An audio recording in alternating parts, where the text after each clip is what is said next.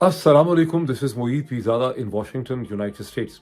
आज 13 दिसंबर 2024 है, जुमे का दिन है और इस वक्त पाकिस्तान की अब तक की जो एक सियासी सूरत हाल है, उसका मैं एक इंटरेस्टिंग स्ट्रेटिजिक एनालिसिस जो है वो आपके सामने रख सकता हूँ। दो बड़ी डेवलपमेंट्स मेरे सामने हैं। एक तो former prime minister Pakistan Imran Khan ने चंद घंटे पहले अडयाला जेल में, जहां तोशा खाना 2 केस जिसमें उन्हें और बुशरा बीबी को इंडाइट कर दिया गया है, फर्द जुर्म आयद कर दी गई है, वहां उसकी सिलसिले में वो जब वो पेश हुए तो वहाँ उन्होंने अखबारी रिपोर्टर्स के साथ, मीडिया के साथ उन्होंने बातचीत की और पाकिस्तान तहरीक इंसाफ की जो मौजूदा लीडरशिप है उससे उन्होंने खासी बेइत्मीनानी और एक डिससेटिस्फेक्शन का उन्होंने इजहार किया। उन्होंने कहा मैं इनको डिसोन तो नहीं करता, यानी मैं ये तो नहीं कहता कि ये मेरी लीडरशिप नहीं है, मैं इनको बरतरफ तो नहीं करता, लेकिन मुझे हैरानगी है और परेशानी ये है कि डी चौक के जो इंतहाई ट्रेजिक वाक़यात हैं उसके ऊपर ये किस तरह से नॉर्मल एक्ट कर रहे हैं जैसे कि कुछ हुआ ही नहीं है। और इसकी और भी बहुत सी तफसीलात जो हैं वो मैं आपके साथ शेयर करता हूँ। फिर मैं पाकिस्तान तहरीक इंसाफ की अपनी क्या मजबूरियाँ हैं इन लीडर्स की, उसका भी एक एनालिसिस आपके सामने रखता हूँ। लेकिन इसके साथ ही जो बहुत इंटरेस्टिंग डेवलपमेंट है और ये क्लियर नहीं है कि ये डेवलपमेंट जो हुई है, यानी शेख वकास अकरम ने एक स्टेटमेंट ऑफिशियल इशू की है, एक फॉर्मल स्टेटमेंट उन्होंने इशू की है as secretary information Pakistan Tehreek Insaf. अब ये क्लियर नहीं है कि ये इमरान खान की रिपोर्टर्स के साथ जो मुलाकात हुई है उसके बाद उन्होंने इशू की है, ये उससे पहले ही वो ये स्टेटमेंट जो है इशू कर चुके थे। ये मुझे स्टेज के ऊपर क्लियर नहीं है, लेकिन शेख वकास अकरम ने ये क्लैरिफाई किया है, लिखी हुई स्टेटमेंट है जो उनके ट्विटर हैंडल से आप देख सकते हैं। और उसमें उन्होंने क्लैरिफाई किया है कि ज़राए अबलाग ने, अखबारात ने और कुछ वीलॉगर्स ने, इशारा नाम तो उन्होंने नहीं लिया लेकिन उसमें इशारा मेरी तरफ भी है कि इन लोगों ने जो एक कन्फ्यूजन मचाई है, जो लोग एक मिसअंडरस्टैंडिंग हो गई है, और वो मिसअंडरस्टैंडिंग ये है कि पाकिस्तान तहरीक इंसाफ में और हुकूमत के दरमियान कोई बाकायदा टॉक्स हो रही हैं और कोई एग्रीमेंट हो रहा है, कोई इस किस्म की चीज़ हो रही है। और उन्होंने कहा कि किसी भी किस्म की फॉर्मल जो टॉक्स और कम्युनिकेशन है पाकिस्तान तहरीक इंसाफ और हुकूमत के दरमियान में इस स्टेज के ऊपर नहीं हो रहा। अच्छा, अखबारी ज़राए ये भी कहते हैं कि पाकिस्तान तहरीक, उनकी स्टेटमेंट में नहीं है लेकिन अखबारी ज़राए ये भी कहते हैं कि पाकिस्तान तहरीक इंसाफ ने उस पूरे आइडिया को जो एक दिन पहले बड़ा मकबूल था, एक मल्टी पार्टी यूनिटी गवर्नमेंट का या नेशनल गवर्नमेंट का, उससे पाकिस्तान तहरीक इंसाफ ने रद्द कर दिया है। और पाकिस्तान तहरीक इंसाफ जो है इस किस्म की किसी भी multi party national unity government का हिस्सा बनने नहीं जा रही। वो ये समझती है कि उसका हिस्सा बनने का मतलब यह है कि तमाम जो शहीदें हैं, जो शहीदों की कुर्बानियाँ हैं और जो स्ट्रगल उनकी है और जो फरवरी 2024 के इंतखाबात को जिस तरह से लूटा गया है, उस तमाम चीज़ को हम इस हुकूमत का हिस्सा बन के नेगेट कर देंगे। अब आपको याद होगा, चूंकि उन्होंने वीलॉगर्स की तरफ इशारा किया, मेरा ख्याल है उन 2-4 वीलॉगर्स की तरफ, मुझे बाकियों का तो नहीं पता लेकिन मैं कम अज़ कम उसमें सर फहरिस्त हूँ, जिसने ये सवाल उठाया था। और मैंने ये भी कहा था कि पाकिस्तान तहरीक इंसाफ को कभी भी किसी मल्टी पार्टी यूनिटी गवर्नमेंट या नेशनल गवर्नमेंट का हिस्सा नहीं बनना चाहिए, बिकॉज अगर पाकिस्तान तहरीक इंसाफ उसका हिस्सा बनती है तो उसकी अपनी तमाम तर जो जुदागाना स्ट्रगल और हैसियत है वो ख़त्म हो जाएगी। उसने इलेक्शन भी जीते हुए हैं और जितना भी गंद और मलबा है इस हुकूमत का, जो स्टेटस को है, और उस स्टेटस को के अंदर ना सिर्फ ये कि गुज़िश्ता 30-33 महीनों का जबर है, ज़्यादतियाँ हैं, जुल्म है, बल्कि उसके अंदर जो है ये कत्लेआम भी है, इस्लामाबाद का कत्लेआम है, मई 9 का नाटक है। तो इन तमाम चीज़ों को शर्फ़ कबूलियत जो है पाकिस्तान तहरीक इंसाफ दे देगी। और मैंने कहा था कि पाकिस्तान तहरीक इंसाफ को इसका हिस्सा नहीं बनना चाहिए और मुझे उम्मीद भी थी कि नहीं बनेंगे। और मैंने ये भी कहा था कि अगले ये जो कुछ डॉन अखबार में दावा किया गया, क्योंकि डॉन मैं समझता हूँ अभी भी पाकिस्तान के जितने भी अखबारात हैं उनमें जैसा कैसा भी है, जो भी उसके कॉम्प्रोमाइज़ और मजबूरियाँ हैं, तमाम अखबारात में सबसे क्रेडिबल जो रिपोर्टिंग होती है वो डॉन की होती है। एडिटोरियल लेवल पे बहुत कॉम्प्रोमाइज़ है डॉन का, लेकिन उनके रिपोर्टर्स जो हैं, उनके पुराने रिपोर्टर्स हैं, वो कम से कम अपना हक जो है रिपोर्टिंग का और सहाफ़त का अदा करते हैं। तो डॉन की 2-3 ऊपर ताबड़तोड़ स्टोरीज थी और मैंने कहा था कि कुछ ऐसा लगता है कि इसमें गवर्नमेंट का इनपुट भी है और ये अगले 24-26 घंटों में पता चलेगा कि ये डेवलपमेंट्स जिन्हें डॉन इंटरप्रेट कर रहा है पाकिस्तान तहरीक इंसाफ की ख्वाहिश या उनकी एक इनिशिएटिव की हैसियत से, ये वाकई ऐसे है भी या ये कुछ ताकतवर हलकों की अपनी एक विश लिस्ट है, वो चाहते हैं कि चीज़ें इस डायरेक्शन में मूव करें, एक यूनिटी गवर्नमेंट बन जाए। और क्योंकि डॉन ने ये कहा था कि पाकिस्तान तहरीक इंसाफ क्या चाहती है, ये खुद तो तहरीक इंसाफ ने नहीं कहा, लेकिन सियासी हलके ये स्पेकुलेट करते हैं with the help of sources with in Pakistan Tehreek Insaf कि पाकिस्तान तहरीक इंसाफ ये चाह रही है कि स्टेज के ऊपर एक नेशनल यूनिटी गवर्नमेंट बन जाए جس کے اندر پاکستان تحریک انصاف کے جو لیڈرز ہیں جیسے بیرسٹر گوہر ہیں، سلمان اکرم راجہ ہیں، شیخ وقاص اکرم وغیرہ ہیں، ان لوگوں کو بھی اس میں ایک منسٹرز کی حیثیت سے رول ملے. اس کے بعد یہ گورنمنٹ جو ہے یہ ایک سنیپ الیکشن کی طرف جا سکے، عمران خان کو رہائی ملے، وہ جیل سے نکلیں. لیکن سنیپ الیکشن کے اوپر میں نے سوال اٹھایا تھا کہ اگر تو سنیپ الیکشن اگلے چند مہینوں میں ہوتا تو اس میں کوئی جان ہوتی. جب سنیپ الیکشن کا ذکر لکھا ڈان نے انہوں نے کہ وہ سنیپ الیکشن جو ہے وہ مارچ 2026 میں ہو سکتے ہیں، یعنی آج سے 1 سال اور 4 مہینے کے بعد، تو میں نے کہا کہ یہ سودا بکنے والا نہیں ہے، بیکاز اس کا مطلب ہے کہ جب تک وہ الیکشن ہوں گے پاکستان تحریک انصاف اس سیٹ اپ کا حصہ بن کے اپنی تمام تر مقبولیت کو کھو دے گی. اب وہ 24 گھنٹے تو گزرے نہیں، 24 گھنٹوں کے اندر اندر پاکستان تحریک انصاف نے وہ جو ڈریم پائپ تھی بڑے حلقوں کی کہ چودھری نظام الدین کی، اس کو انہوں نے اس کے اوپر پانی پھیر دیا. تاہم یہ ایک حقیقت ہے کہ گزشتہ 24 گھنٹوں میں بیرسٹر گوہر نے جو سپیچ کی تھی پارلیمنٹ کے اندر، اس میں اس قسم کے انڈیکیشنز تھیں. اور پھر جب انہوں نے پارلیمنٹ کی لابی کے اندر جہاں پہ صاحبزادہ حامد رضا ان کے ساتھ تھے، وہاں جب انہوں نے رپورٹرز کے ساتھ بات چیت کی تو وہاں پر بھی انہوں نے یہ کہا کہ فارمل تو انہوں نے مطلب اس قسم کی انڈیکیشن دی تھی، اور صاحبزادہ حامد رضا نے کہا تھا کہ جو ہے ہاں انہوں نے انڈیکیشن کی دی تھی بیرسٹر گوہر نے کہ انکنڈیشنل ٹاکس کے لیے ہم تیار ہیں، کم از کم رپورٹ اس طرح سے ہوا تھا. اور صاحبزادہ حامد رضا نے کہا تھا کہ بہت جلدی ایک ڈائلاگ شروع ہو سکتا ہے. اور مجھے میں نے جو کم از کم دیکھا یا پڑھا ہے کہ سرتاج گل صاحبہ نے بھی اس قسم کی کوئی اسٹیٹمنٹ جو ہے وہ دی تھی. تو یہ سب چیزیں بھی ہوئی تھیں. بہرحال اب آفیشیل لیول پر شیخ وقاص اکرم نے اسے رد کر دیا ہے، اور یوں ہم ایک نئے اسٹیج کی طرف چلے گئے جہاں پاکستان تحریک انصاف اب 15 دسمبر کو پشاور کے اندر حیات آباد میں غالباً فاران جو ان کا جلسہ گاہ ہے وہاں پر ایک بہت بڑا جلسہ کر رہی ہے. یوم شہداء کے حساب سے شہداء کی یاد میں وہ کیا جا رہا ہے as a tribute to the martyrs of Islamabad, اور یہ بڑا ایک امپورٹنٹ جلسہ ہوگا. لیکن اس سے پہلے اب ہم آ جائیں former prime minister of Pakistan Imran Khan کی طرف. اب جیسا کہ میں آؤٹ سیٹ میں شروع میں ہی کہہ چکا ہوں کہ عمران خان نے جب سے چند گھنٹے پہلے اڈیالہ جیل میں رپورٹرز کے ساتھ، میڈیا کے رپورٹرز کے ساتھ انہوں نے ملاقات کی، تو انہوں نے اپنی پارٹی کی جو لیڈرشپ ہے اس کی ایکٹیویٹیز پہ ڈس سیٹسفیکشن اور غیر اطمینان جو ہے انہوں نے مطلب ایک بے اطمینانی کا انہوں نے اظہار کیا. انہوں نے کہا کہ میں انہیں ڈسون تو نہیں کرتا، یعنی میں انہیں ریجیکٹ تو نہیں کرتا، لیکن یہ ہے کہ مجھے حیرانگی یہ ہے کہ دے آر ایکٹنگ نارمل. یعنی دی چوک کے جس قسم کے واقعات ہوئے ہیں، ٹریجک واقعات ہیں، اس کے بعد یہ بالکل ایک نارمل ایکٹ کر رہے ہیں جیسا کہ کچھ ہوا ہی نہیں ہے. یہ ایک فرینڈلی اپوزیشن کے طور پہ ایکٹ کرتے نظر آ رہے ہیں. اور جو ہم نے ایک سول ڈس اوبیڈینس کی موومنٹ لانچ کرنی ہے جس کا وہ بہت پہلے کہہ چکے ہیں کہ اگر انہوں نے پھر یہ زور دیا کہ اگر 15 دسمبر کو جو پشاور میں ایک بہت بڑا جلسہ ہو رہا ہے یوم شہداء کے حوالے سے، جو اسلام آباد کے شہداء مارٹرز ہیں ان کو خراج تحسین پیش کرنے کے لیے، ٹریبیوٹ پیش کرنے کے لیے، تو اس وقت تک اگر ہمارے یہ مطالبات کو تسلیم نہیں کرتے تو پھر ہمیں سول ڈس اوبیڈینس کی موومنٹ جو ہے وہ ہمیں لانچ کرنی چاہیے. اب یہ خاصی یہاں پر ایک انٹرسٹنگ قسم کی چیز ہے. پہلے تو یہ دیکھ لیں کہ عمران خان کی ڈیمانڈز بالکل ہی سمپل اور سادہ قسم کے ہیں، بالکل ماننے والے ڈیمانڈز ہیں. وہ تو چند دن پہلے جب نجم سیٹھی صاحب نے بھی اپنا وہ ڈسکشن کرتے ہیں عائشہ کے ساتھ، تو انہوں نے کہا کہ ڈیمانڈز تو بالکل ہی جائز قسم کی ڈیمانڈز ہیں. گو کہ تھوڑا سا انہوں نے کہا کہ کس طرح سے یہ مانی جائیں گی، اس کا ایک لیگل پروسیس ہوگا. لیکن ڈیمانڈز ہیں کیا؟ ڈیمانڈز یہ ہیں کہ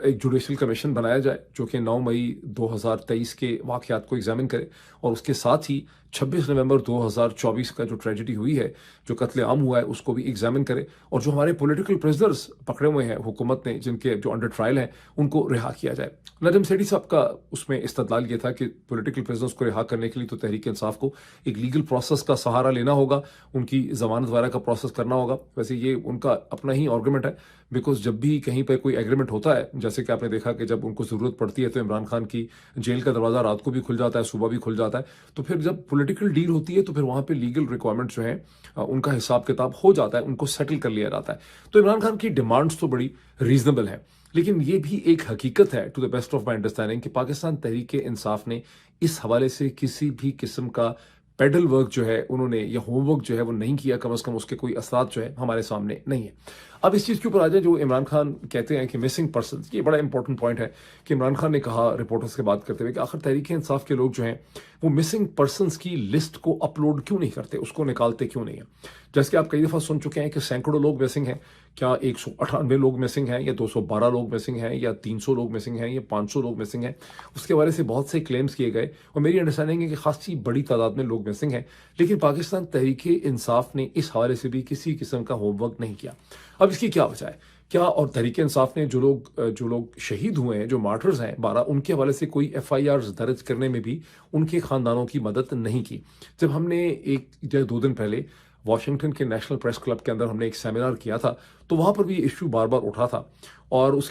پر خاصی بحث ہوئی تھی، کیونکہ وہاں پہ بیرسٹر احتشام بھی تھے۔ تو بحث یہ تھی کہ بھئی ایک جو شخص ہوتا ہے، یہ فیملی ہوتی ہے، وہی ایف آئی آر درج کر سکتی ہے، اور وہاں پر کرنل اکبر جو موجود تھے، انہوں نے پوائنٹ آؤٹ کیا کہ جناب پاکستان میں ایف آئی آر جو ہے وہ ایک بڑی ملٹی ڈائمینشنل قسم کی چیز ہے، اور کوئی بھی ایف آئی آر جو ہے وہ درج کر سکتا ہے، اور پاکستان تحریک انصاف بھی کر سکتی ہے ایف آئی آر، اور پاکستان تحریک انصاف ان خاندانوں کی ایف آئی آرز کے حوالے سے مدد بھی کر سکتی ہے، لیکن پاکستان تحریک انصاف کی لیڈرشپ نے وہ بھی نہیں کیا، جس سے اندازہ ہوتا ہے کہ پاکستان تحریک انصاف کی لیڈرشپ کس قسم کے مخمصے کا یا کس قسم کی کنفیوژن کا شکار ہے، اس کے اوپر کس قسم کے پریشرز ہیں۔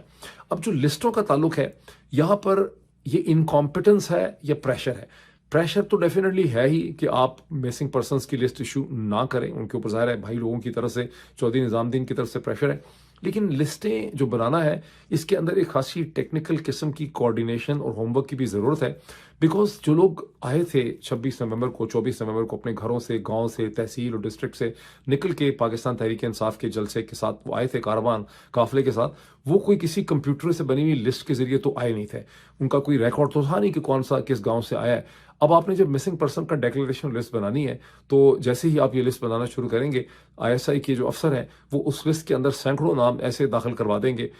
کلیم کر دیے جائیں گے کہ یہ بھی مسنگ ہے، یہ بھی مسنگ ہے۔ تو پاکستان تحریک انصاف کو ایسی لسٹ بہت ہی احتیاط سے بنانی ہوگی۔ اس کا مطلب ہے کہ تمام گاؤں تحصیل کے اندر سے لوگوں سے پوچھنا بھی ہوگا کہ کون کون سا جو 24 یا 25 تاریخ کو گھر سے نکلا وہ واپس نہیں آیا، اس کا نام کیا ہے، اس کی عمر کیا تھی، اس کا شناختی کارڈ کا نمبر کیا ہے، اس کی ولدیت کیا ہے، اس کا ایڈریس کیا ہے، اور پھر اپنے جو سورسز ہوں گے پاکستان تحریک انصاف کے اس اس گلی میں، اس محلے میں، اس کی مدد سے اسے ویریفائی کرنا ہوگا۔ اگر یہ ایسے نہیں کریں گے تو ایک ایسی امپرفیکٹ لسٹ ایشو ہو جائے گی جس میں آدھے سے زیادہ نام ان لوگوں کے ہوں گے جو آئی ایس آئی نے ڈلوائے ہوئے ہوں گے، اور جس طرح سے آپ بلوچستان کے کیس میں دیکھتے ہیں کہ کچھ دنوں کے بعد آئی ایس آئی اور حکومت جو ہے اس کی طرف سے یہ کہا جائے گا کہ دیکھیں جی انہوں نے تو کہا تھا کہ بندہ مسنگ ہے، لیکن کہ بندہ تو خود کہیں گم تھا، اپنی گرل فرینڈ کو ملنے کے لیے گیا ہوا تھا یا اپنی دوسری بیوی کے پاس گیا ہوا تھا، اور وہاں سے جو ہے یہ واپس آ گیا۔ تو لسٹ بنانا جو ہے وہ ایک کمبرسم ہوم ورک ایکسرسائز بھی ہے، لیکن تحریک انصاف نے آئدر بیکاز آف پریشرز اور آئدر بیکاز ان کے اندر کمپیٹنس نہیں ہے، انہوں نے اس لسٹ کے اوپر بھی کام جو ہے بالکل بھی نہیں کیا۔ یہ وہ سیٹس آف سرکمسٹانسز ہیں جس میں عمران خان آف کورس یہ ایکسپیکٹ کر رہے ہیں، اور ہم بھی یہ ایکسپیکٹ کر رہے ہیں کہ جو یوم شہداء ہے جو پشاور میں 15 دسمبر کو جس کو منعقد کیا جا رہا ہے، وہ بہت ہی زبردست طریقے سے تحریک انصاف اس کو آرگنائز کرے گی، اور یہ بہت بڑا ٹیسٹ ہے علی امین گنڈا پور کا، پاکستان تحریک انصاف کی لیڈرشپ کا، کہ کتنی بڑی گیدرنگ کرتے ہیں۔ ہونا تو یہ چاہیے کہ پشاور کی تاریخ میں، خیبر پختونخوا کی تاریخ کا یہ سب سے بڑا ہیومن پبلک پولیٹیکل کانگریگیشن ہو جو 15 دسمبر کو وہاں پہ جو ہے اکٹھا ہو۔ یہ اب دیکھیں کہ کیسے اس کو کرتے ہیں۔ میں چاہتا ہوں کہ ایک کریٹیکل انالیسس بھی پالیٹکس کا آپ کے سامنے رکھوں کہ پاکستان تحریک انصاف اور پاکستان تحریک انصاف کی لیڈرشپ جو ہے وہ اس قدر کنفیوژن کا کیوں شکار ہے، اس کی اس وقت اتنے زیادہ برے حالات کیوں ہیں، اس کو اتنی زیادہ لان تان کا سامنا کیوں کرنا پڑ رہا ہے، اور خود عمران خان مرشد قیدی نمبر 804 کی جو اپنی اسٹریٹجک مسٹیکس ہیں وہ بھی پاکستان تحریک انصاف کو اس حال تک پہنچانے کے لیے کسی حد تک ذمہ دار ہیں۔ بٹ ہیونگ سیڈ دس، اس میں ایک ورڈ آف کاشن میں آپ کو شروع میں دے دوں، بیکاز جب میں اسٹریٹجک انالیسس کے چند پوائنٹس آپ کے سامنے رکھوں گا تو آپ کو خاصی اس میں ڈارکنس یا مایوسی ہوگی، تو میں شروع میں ایک ورڈ آف کاشن آپ کو دے دوں کہ اس وقت جو ایک مایوسی کسی کیفیت ہے، جو ایک ڈارکنس کی فیلنگ ہو رہی ہے، یہ زیادہ دیر چلنے والی نہیں ہے۔ اس کی وجہ یہ ہے کہ حالات کو بدلتے ہوئے دیر نہیں لگتی۔ جہاں پاکستان تحریک انصاف کو اس وقت سیٹ بیکس کا سامنا ہے، یا عمران خان کو سیٹ بیکس کا سامنا ہے، اس کے ساتھ ہی یہ جو رجیم ہے، شریف زرداری عاصم رجیم، اس کے بھی اپنے بڑے چیلنجز ہیں۔ پاکستان کی انٹائر ہسٹری میں جو شروع کی چند حکومتیں تھیں پاکستان مسلم لیگ کی، جو 1950s میں جب وہ الیکشن نہیں کرا سکے تھے، اس کے بعد سے کبھی بھی اتنی غیر مقبول حکومت جو ہے پاکستان میں نہیں ہوئی۔ ایون ماشاء اللہ کی جو حکومتیں ہوتی تھیں، جنرل ضیاء الحق کی، یا اسے کہتے ہیں جو حکومت جنرل مشرف کی حکومت تھی، ان کے پاس کچھ نہ کچھ ویئر ودول تھا، ان کے پاس کچھ نہ کچھ پبلک سپورٹ تھی۔ یہ تو ایک انٹائرلی ان پاپولر قسم کا سیٹ اپ ہے، اس کے بڑے چیلنجز ہیں۔ بہت جلدی آپ دیکھیں گے کہ ان کے اپنے چیلنجز کے اندر سے جو ہے راستے پاکستان تحریک انصاف کے لیے نکلیں گے. اور ایک بہت بہتر فیصلہ انہوں نے گزشتہ 24 گھنٹے میں کر لیا ہے کہ انہوں نے ایک پبلک ڈیکلیریشن کر دیا کہ ہم کسی یونٹی گورنمنٹ کا کسی ملٹی پارٹی گورنمنٹ کا ہم حصہ نہیں بننے والے, کیونکہ اس قسم کی غلطی جو کہ ان کو اس میں لے جانے کی کوشش کی جا رہی تھی, اگر وہ ایسی غلطی کرتے جو مجھے لگتا ہے کہ بیرسٹر گوہر شاید کرنا چاہ رہے تھے, تو اگر اس قسم کی یہ غلطی کرتے تو پھر پاکستان تحریک انصاف کی تمام سیاست جو ہے وہ ختم ہو جاتی. تو آپ بہت جلدی دیکھیں گے کہ پاکستان تحریک انصاف اور عمران خان کی پالیٹکس جو ہے اس کرائسس میں سے آپ کو ری ایمرج کرتے نظر آئے گی. اور اگر 15 دسمبر کا ہی پشاور کے اندر انہوں نے پاکستان تحریک انصاف نے تھوڑی سی ہمت کی اور ایک تاریخی انہوں نے وہاں پہ یوم شہداء منا لیا, تو آپ دیکھیں گے کہ مایوسی کی بادل جو ہیں وہ چھٹنے لگ جائیں گے. اب میں آپ کے سامنے یہ انالیسس رکھنا چاہتا ہوں, میں آ رہا ہوں تھوڑا سا سائڈ پہ, کہ پاکستان تحریک انصاف کے لیڈرز کی مجبوریاں بنیادی طور پر ہے کیا. اس کے چند پوائنٹس کو سمجھنا بہت ضروری ہے. پاکستان تحریک انصاف, جیسا کہ میں نے اپنے بعض پچھلے ویلاگس میں کہا, یہ ایک خالصتاً الیکٹورل پارٹی ہے جو معرض وجود میں آئی ہے الیکشنز جیتنے کے لیے, الیکشنز جیت کے حکومت بنانے کے لیے. اس کے لیڈرز چاہتے ہیں کہ وہ چیف منسٹر بنے, منسٹرز بنے, ایم این اے بنے, ایم پی اے بنے, اپنے اپنے حلقوں کے اندر کام کریں, ڈفرینٹ سکیمز لے کر آئیں اور اپنی پاپولیرٹی کو کنٹینیو کریں. اپنی اس کاوش میں اپنی حکومت بنانے کے جو پروسیس ہے اس کے اندر اس پارٹی نے اپنے اندر یہ کیپیسٹی پیدا کی ہے, اسکل پیدا کی ہے کہ وہ پبلک موبلائزیشن کر سکتی ہے, وہ پبلک سے کمیونیکیشن کر سکتی ہے, پبلک کو انسپائر کر سکتی ہے, پبلک کے ساتھ اس نے ٹرسٹ بلڈ اپ کرنا ہے. اور وہ پھر ڈفرینٹ سکیمز لے کے آتی ہے, جیسے کہ وہ ہیلتھ کی سکیم لے کے آئے, ہیلتھ کارڈ کی سکیم لے کے آئے. انہوں نے اور بھی بہت سا مختلف قسم کے کام کیے اور بہت سے انہوں نے ایسے سلوگنز دیے. یہ پالیٹکس میں ایسی پوزیشنز انہوں نے لی جس سے پبلک کے ساتھ پنجاب میں, خیبر پختونخوا میں, کراچی میں, بلوچستان میں, آزاد کشمیر میں, جی بی میں انہوں نے ایک پبلک کے ساتھ اپنا ایک ٹرسٹ جو ہے وہ ڈیولپ کیا. ایٹ دا سیم ٹائم جہاں وہ اس قسم کی پارٹی ہیں, Pakistan Tehreek Insaf by it's conception and design کبھی بھی کوئی کمیونسٹ پارٹی آف چائنا کی طرح کی موزتوں اور چوئن لائی کی پارٹی نہیں تھی جس نے نیشنلسٹ چائنا یا ویسٹرن امپیریل پاورز کے خلاف ایک جنگی قسم کی جدوجہد کرنی تھی. یہ کوئی ویت کانگ کے گوریلاز نہیں ہیں جنہوں نے ویتنام کی جنگ لڑنی تھی, نارتھ اینڈ ساؤتھ ویتنام کی against the allied and Americans and French کے خلاف. یہ کوئی مکتی بانی نہیں ہے جس نے ہندوستان کی مدد سے پاکستان کی فوج کے خلاف ایک جنگ لڑنی تھی, گوریلا جنگ لڑنی تھی. یہ کوئی افغان طالبان نہیں ہے, یہ تو ایون ٹی ٹی پی بھی نہیں ہے, یہ تو کوئی بی ایل اے بھی نہیں ہے. تو پاکستان تحریک انصاف کی جو ساری کی ساری پولیٹیکل سٹرگل تھی وہ ایک ڈیفائنڈ کانسٹیٹیوشنل لیگل آرکیٹیکچر, جو پولیٹیکل آرکیٹیکچر تھا پاکستان کا, وہ اس کے اندر سٹرگل کرنے کے لیے یہ جماعت معرض وجود میں آئی تھی. اس نے ڈیولپ کیا, اس نے ارتقا کیا اور اس سٹرکچر کے اندر گرو کرتے کرتے یہ پاکستان کی سب سے بڑی, سب سے مقبول ایک ایسی وفاقی جماعت کے طور پر یہ ابھری. اور یہ جو کانسٹیٹیوشنل سٹرکچر تھا جس کے بارے میں لوگ بہت کنفیوژن مچاتے ہیں, آپ دیکھتے ہیں کہ بہت سے لوگ مختلف قسم کے کامنٹس کرتے ہیں کہ جی پاکستان ہمیشہ سے ایسا تھا. نہیں, ایسا نہیں تھا. پاکستان میں 2008 سے 2022 تک, جب تک کہ 10 اپریل 2022 میں عمران خان کی حکومت کو ایک سازش کر کے جنرل باجوہ نے اور نواز شریف نے ہٹایا, اس وقت تک پاکستان کے اندر ایک کانسٹیٹیوشنل آرکیٹیکچر تھا. اور اس کانسٹیٹیوشنل آرکیٹیکچر کے اندر ہی پالیٹکس جیسی کیسی تھی, اچھی تھی, بری تھی, ماٹھی تھی, گھٹیا تھی, اس کانسٹیٹیوشنل سٹرکچر کے اندر پاکستان کی پالیٹکس ہو رہی تھی. انفیکٹ اسی کانسٹیٹیوشنل سٹرکچر کے اندر ہی سازش کر کے سپریم کورٹ پاکستان کو استعمال کر کے, جس میں عمر عطا بندیال کی کورٹ کو, جہاں پہ قاضی فائز عیسیٰ کو ایک سازش کے لیے استعمال کیا گیا. اب تک تو میں سمجھتا ہوں کہ بہت اچھی طرح سے سب لوگ سمجھتے ہیں کہ قاضی فائز عیسیٰ صاحب ہمیشہ سے نواز شریف کے ایک سازشی تھے, ان کے ہاتھ میں ایک ٹول تھے, انہیں استعمال کر کے سپریم کورٹ کو دھکا دے کے اس وقت حکومت کو گرایا گیا. تو حکومت کو گرایا گیا with in a constitutional frame work. لیکن اب صورتحال یہ ہے پاکستان تحریک انصاف کے لیے کہ وہ کانسٹیٹیوشنل فریم ورک جو ہے وہ اس طرح سے ڈسپیئر ہو گیا ہے جس طرح سے کبھی آپ نے ایک ریلوے لائن کسی عرب کے یا عراق کے ڈیزرٹ کے اندر آپ نے ایک ریلوے لائن تو بچھائی تھی, لیکن بعد میں اس کے اوپر اتنی ریت آ گئی ہے کہ وہ ریلوے کی لائن, اس کا ٹریک ہی گم ہو گیا ہے. آپ ٹرین چلائیں گے کہاں پہ؟ سڑک کے اوپر اتنی برف پڑ چکی ہے, یہ سڑک کے اوپر اتنی ریت آ چکی ہے کہ سڑک اب ایگزسٹ ہی نہیں کرتی. تو وہ جو سٹرکچر تھا وہ سٹرکچر ہی ماشاء اللہ طور پہ ختم ہو چکا ہے. پاکستان تحریک انصاف جو کہ ایک الیکٹورل جماعت تھی, اس کے خلاف 9 مئی 2023 کو پاکستان کی فوج نے ایک پلانڈ اسکرپٹ کے تحت ایک باقاعدہ جنگ کا آغاز کر دیا. ایک سیاسی قسم کی جنگ تو ہو ہی رہی تھی اسٹارٹنگ فرام سم ویئر ان دا مارچ 2022 کے بعد سے, لیکن 9 مئی 2023 کے بعد ایک باقاعدہ جنگ کا آغاز کر دیا گیا جس کا مقصد یہ تھا کہ پاکستان تحریک انصاف کو ہر لیول کے اوپر, تحصیل لیول پہ، ڈسٹرکٹ لیول پہ، پروونشل لیول پہ، نیشنل لیول پہ اسے ڈس انٹیگریٹ کرنا ہے،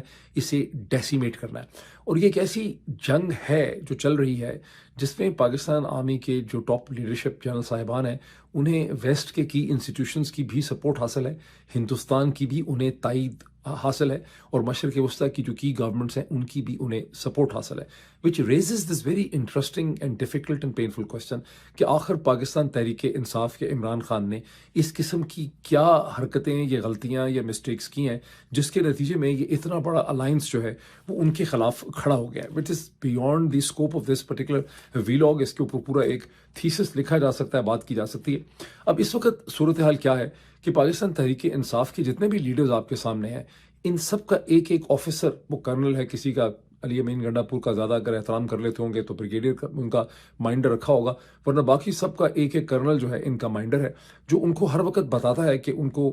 آج کیا کرنا ہے، کل کیا کرنا ہے، اس ہفتے کیا کرنا ہے۔ اور جب یہ اپنی میٹنگز کے اندر بھی جاتے ہیں جہاں 10-15 لوگ یا 5 لوگ اکٹھے ہو کے میٹنگ کرتے ہیں تو اس میٹنگ میں سے جانے سے پہلے بھی انہیں اپنے ایک مائنڈر کو سے بات کرنی پڑتی ہے، اور میٹنگ سے نکل کے بھی ان کو اس کو بتانا پڑتا ہے کہ یہاں ایجنڈا کیا تھا اور میں نے اس پہ کیا پوزیشن لی ہے، دوسرے نے کیا پوزیشن لی۔ چونکہ سے 5-6 جو لوگ ہیں سب کے اپنے اپنے مائنڈر ہیں، تو وہ ایک ایسی صورتحال میں پھنس جاتے ہیں جس سے سائیکالوجی میں یا ڈیسیجن سائنسز کے اندر، کہ جسے گیم تھیوری کے اندر کہتے ہیں پرزنرز ڈیلیما۔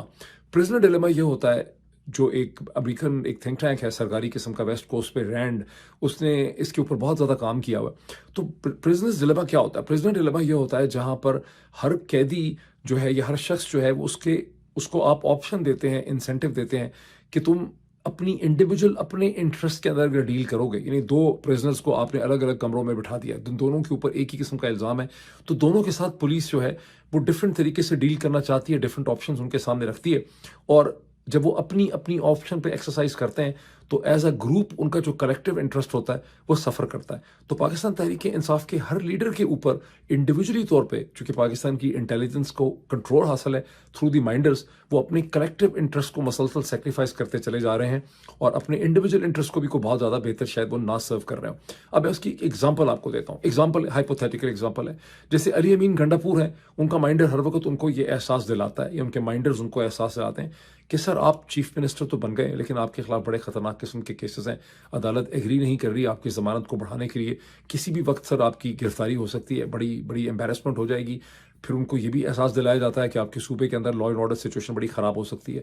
جس سے آپ کی تمام تر لیڈرشپ خراب ہو جائے گی۔ علی امین گنڈا پور کو پتہ ہے کہ ایسا ہو بھی سکتا ہے، مختلف حالات اور واقعات کے نتیجے میں ان کو یہ بھی پتہ ہے کہ دہشت گردی کے واقعات میں خود ان کی جو ہے شہادت ہو سکتی ہے، یا ان کے خاندان کے لوگوں کو بھی جو ہے ان کو بھی ہلاک کیا جا سکتا ہے۔ تو یہ تمام حقیقتیں ایسی ہیں جو ہر لیڈر کے لیے ہیں۔ علی امین گنڈا پور کی میں نے ٹوٹل ہائپوتھیٹیکل، میں نے آپ کو ایک امیجنری فکشنل ایگزامپل دی ہے، ہر پاکستان تحریک انصاف کے لیڈر کے لیے اسی قسم کے چیلنجز جو ہے وہ کھڑے کیے گئے، جس کی وجہ سے جتنے بھی لیڈرز آپ کے سامنے ہیں یہ ایک ڈیسیجن پیرالسس کا شکار ہیں اس سٹیج کے اوپر۔ اب اس بیچاری پاکستان تحریک انصاف کو اس بند گلی تک پہنچانے میں اور اس صورتحال میں جہاں یہ پھنسی ہوئی ہے اس تک لے جانے میں خود former prime minister Pakistan Imran Khan,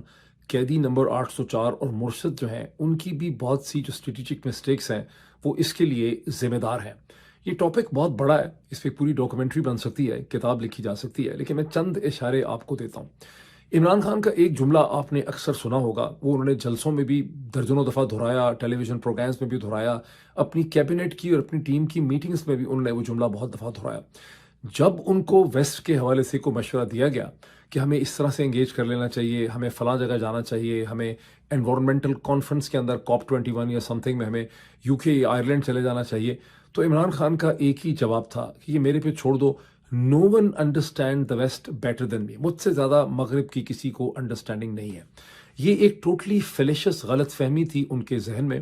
what he actually meant by understanding the West was کہ ایز اے سیلیبریٹی انہوں نے ویسٹ کی سوسائٹی میں، اور وہ بھی صرف انگلینڈ کے اندر، ان کی ہائی سوسائٹی کے اندر ان کا جو انٹریکشن تھا، آدمی عورتوں کے ساتھ ملنا، اٹھنا بیٹھنا، دوستی یاری کرنا، انٹریکشن کرنا، اسی کی ان کے پاس انڈرسٹینڈنگ تھی، یا یہ ان کو پتا تھا کہ برطانیہ میں ایک انٹرنل ڈیموکریسی ایگزسٹ کرتی ہے، کورٹ سسٹم ایگزسٹ کرتا ہے، NHS جو ہے، بس ایک سیلیبریٹی کی حیثیت سے۔ جو ویسٹ کے پاور ڈائنامکس ہیں، خاص کر کے چونکہ ان کی انڈرسٹینڈنگ صرف برٹن کی حد تک تھی، امریکہ کے ایسٹ کوسٹ کے اوپر جو پولیٹیکل کلاس ہے اس سے وہ کیسے سوچتی ہے، اور یہ ٹوگیدر یہ ساری کی ساری ویسٹ کی جو پولیٹیکل کلاس ہے جس کے ساتھ عمران خان کا پولیٹیکل انٹریکشن بالکل بھی نہیں تھا. ایک سیلیبریٹی انٹریکشن ہونا، ایک بندے کا رہتے ہوئے ایک انٹریکشن ہونا از اے ٹوٹلی ڈفرنٹ تھنگ، لیکن ایک پولیٹیکل انڈرسٹینڈنگ کا انٹریکشن ہونا جو ہے وہ بالکل مختلف چیز ہے. تو ویسٹ اپنے پاور ڈائنامکس میں دنیا کو کیسے دیکھتا ہے، مسلم دنیا کو کیسے دیکھتا ہے، مسلم لیڈرشپ کو کیسے دیکھتا ہے، ہندوستان کی کیا ضرورت ہے،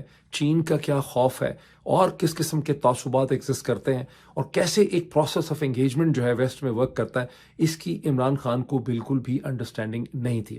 کچھ تو انہوں نے ایسی سٹیٹمنٹ جیسے یونائٹڈ نیشن کی ان کی سپیچ ہے، اور بھی بہت سی انہوں نے چیزیں کیں جس سے بہت بدگمانیاں، غلط فہمیاں پیدا ہوئیں. در حقیقت عمران خان بالکل بھی وہ کیریکٹر نہیں ہے جس پرتوں پہ، جس لینس سے آج ویسٹ کی بہت سی ایلیٹ، خواہ وہ سی آئی اے میں ہو یا ڈپارٹمنٹ آف اسٹیٹ کے اندر ہو یا خود کسی پولیٹیکل پارٹی کے اندر ہو یا کانگریس میں ہو یا سینٹ میں ہو یا نیو یارک ٹائمز کے اندر ہو، وہ جس لینز سے عمران خان کو دیکھتی ہے وہ ایک ٹوٹل مس انڈرسٹینڈنگ ہے. عمران خان وہ خطرناک شخص نہیں ہے جس طرح سے ویسٹ کی رولنگ ایلیٹ ان کو دیکھتی ہے. لیکن apart from the mistakes and statements, جو سب سے بڑا اس میں کمزوری تھی کہ پورے 4 برس میں as prime minister of Pakistan انہوں نے کوئی انیشیٹو ایسا نہیں لیا ویسٹ کے ڈیسیجن میکرز کو انگیج کرنے کے لیے. اور ان کے پاس بڑی اپرچونٹی تھی کہ وہ ویسٹ کی ایک سیکنڈ ٹیئر لیڈرشپ کو، تھرڈ ٹیئر لیڈرشپ کو، اوپینین میکرز کو، میڈیا کو، یہاں کی مختلف پولیٹیکل لیڈرشپ جو ہے اس کو مختلف طریقوں سے انگیج کر سکتے تھے. اگر آپ لوگ چاہیں گے تو میں کسی اور ویلاگ میں آپ کو ایکسپلین کر دوں گا. دوسرا جو عمران خان کا جو اس سے بھی بڑا، ویسٹ سے بھی بڑا ان کا جو یعنی پرابلم تھا، یعنی ویسٹ والا پرابلم بھی بہت امپورٹنٹ ہے اور تھا اور ہمیں اس کا کوئی حل ڈھونڈنا ہے،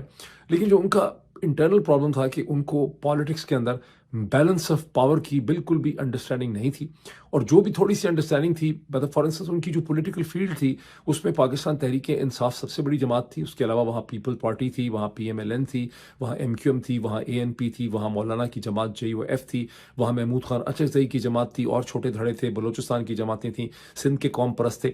عمران خان نے یہ آئیڈینٹیفائی کرنا تھا کہ مجھے کس جماعت کے ساتھ کس قسم کی دشمنی رکھنی ہے، کس قسم کی لڑائی رکھنی ہے. اور وہ جو کہتے ہیں نا کہ ایسکیمو کو برف کے 100 ٹیمپریچر پتہ ہوتے ہیں، پالیٹکس کے اندر بھی 100 ڈفرینٹ قسم کی موڈز اور 100 ڈفرینٹ قسم کی دشمنیاں ہوتی ہیں. پالیٹکس کبھی بھی بلیک اینڈ وائٹ نہیں ہوتی، پالیٹکس میں شیڈز آف گرے ہوتے ہیں. عمران خان کا سب سے بڑا جو مقابلہ تھا وہ پنجاب کی پولیٹیکل ٹرف میں نواز شریف کی جماعت پی ایم ایل این کے ساتھ تھا ان کا، اور پھر کسی حد تک آپ کہہ سکتے ہیں کہ کراچی میں ایم کیو ایم کے ساتھ تھا. باقی تمام جو پاکستان کی پولیٹیکل جماعتیں تھیں ان کے ساتھ عمران خان ان کو لے کر چل سکتے تھے، ایک پولیٹیکل الائنس کریٹ کر سکتے تھے. اور اگر عمران خان آصف علی زرداری کی پاکستان پیپلز پارٹی کے ساتھ اپنے تعلقات کو بہت خراب نہ کرتے، ایک ورکنگ ریلیشن شپ رکھتے، خواہ اپنے منسٹرز ہی کے ذریعے رکھتے، لیکن وہ جو ایک وار آف ورڈز ان کی ہر وقت چلتی رہی، اور جو ان کا لیک آف ٹرسٹ تھا جو ان کا تھا، اور اور جو انہوں نے ایک کرپشن کے اوپر دارالحرب ڈیفائن کیا ہوا تھا پوری دنیا کو، کرپشن ورسز نان کرپشن میں، اگر وہ اس بچگانہ قسم کی تھیری کے اوپر آپریٹ نہ کرتے جس کے اوپر اپنی پوری پالیٹکس انہوں نے کھڑی کی ہوئی ہے، اور وہ بالکل بھی ورک نہیں کرتا پالیٹکس کے اندر. کیونکہ آپ نریندر مودی کو دیکھ لیں، نریندر مودی عمران خان سے بھی زیادہ آنیسٹ ہیں اپنی پرسنل انٹیگریٹی میں. ان کی کسی قسم کی کوئی مٹیریل نیڈز ہے ہی نہیں. ایک آدمی نے جو شادی کی ہی نہیں ہے، اس کے بچے ہیں ہی نہیں ہیں، اس کو کسی قسم کا بھی ذاتی لالچ نہیں ہے. لیکن Narendra Modi has a remarkable tolerance for all the corrupt people around ہم. اور عمران خان نے جو یہ ڈیوائڈ کیا ہوا تھا کہ چونکہ یہ کرپٹ ہیں اس لیے میں ان کے ساتھ کسی بھی قسم کا ریلیشن شپ نہیں رکھ سکتا، تو کیا فوج جس کے اوپر وہ ٹوٹلی ریلائی کرتے تھے، جنرل صاحبان کے اوپر، جنرل باجوہ، جنرل فیض اور سارے جنرلز پہ for setting the political field, کیا وہاں انہیں کوئی کرپشن نظر نہیں آ رہی تھی؟ یقینی طور پہ وہاں پہ کرپشن تھی. یہ ٹوٹل پولیٹیکل مس ججمنٹ تھی جو انہوں نے کی، جس کے نتیجے میں انہوں نے جنرل صاحبان کو، جنرل باجوہ کو انہوں نے وہ اسپیس پرووائڈ کی جس میں جنرل باجوہ بہت بڑے ہو گئے، بہت طاقتور ہو گئے، اور الٹیمیٹلی انہوں نے عمران خان کی حکومت کو ہٹا دیا. اور اسی میں انہوں نے نواز شریف کو وہ اسپیس پرووائڈ کی جہاں نواز شریف اپنی مرضی کا چیف جو ہے وہ لے آئے. And rest is history. اگر آپ لوگ چاہیں گے تو میں اس کو مزید ایکسپلین کروں گا. اب اس وقت تو چیلنج یہ ہے پاکستان تحریک انصاف کا کہ کیا اگلے 48-72 घंटों में ये अपने प्रिजनर डिलेमा के ऊपर काबू पा सकते हैं और पेशावर के अंदर जो 15 तारीख को यौम शुहदा का जो बहुत बड़ा इजलास है, ये उसे कितना कामयाब बना सकते हैं। अगर ये पेशावर और खैबर पख्तूनख्वा की तारीख का सबसे बड़ा जलसा कर सकेंगे, अगर कई लाख लोग वहाँ इकट्ठे हो सकेंगे, वहाँ एक इमोशन होगा, वहाँ पर एक पोजीशन होगी, वहाँ पर एक स्टेटमेंट होगी, तो आप देखेंगे कि 15 तारीख की शाम को मायूसी के जो बादल हैं वो छटने लग जाएंगे। अभी इतना ही, फिर आपसे मुलाकात होती है। Thank you.